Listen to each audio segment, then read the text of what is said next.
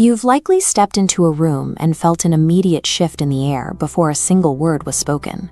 You didn't need a conversation to tell you something was wrong. You instinctually knew. Our default setting is to mask that uncertainty with performance. We talk more, we laugh louder, and try to force ourselves into the group's rhythm to avoid looking like an outsider. We tend to focus on the loudest person, the one commanding the most physical space, and assume their volume equates to authority. But that urge to participate is actually a distraction. When you're busy trying to be heard, you lose the ability to see how the room actually functions. Real power in a social setting is rarely loud. It belongs to the person who remains still enough to watch everyone else. Choosing to observe before you interact prevents you from being swept up in the group's superficial energy. It allows you to see the structure of the room before you ever become a part of it. Start by looking for the people trying the hardest. These individuals laugh a beat too long or rush to agree with every statement, a behavior often referred to as the approval seeker. Watch their eyes. They are constantly scanning the faces around them, looking for validation. This physical restlessness suggests they have very little influence over the group's direction. Contrast that with the person the group silently revolves around, the invisible leader. You can track this by watching the split second before a decision is made. Notice how eyes instinctively dart to one specific person to gauge their reaction. When they finally speak, the room's energy shifts, the volume drops, and others naturally lean in. This isn't a status that can be demanded.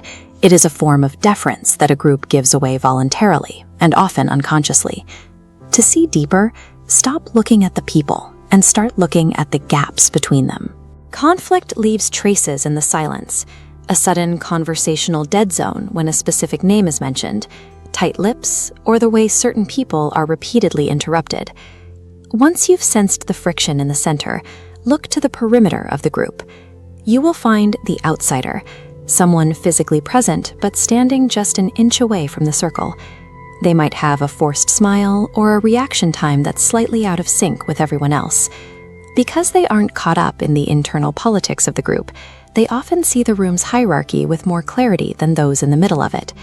The way a group treats its edges reveals the stories and tensions they are trying to hide. When you combine these observations, the eye lines, the tension, and the outsiders, you can identify the real influencer. Their influence is measured by impact rather than noise. A few words from them can change the entire posture of the room, because they've spent their time listening while others were reacting. Silence is a deliberate tactical choice. It provides a vantage point that participation cannot offer. When you remain quiet, you create a vacuum that others feel compelled to fill. In their rush to end the silence, they often reveal their own insecurities and where their loyalties actually lie. This stillness builds a sense of presence. While everyone else is reacting to the immediate moment, you are the only one who truly understands it. Once you see these patterns, you can't unsee them. You'll walk into any room and recognize exactly who holds the power and who is just performing, all without saying a single word.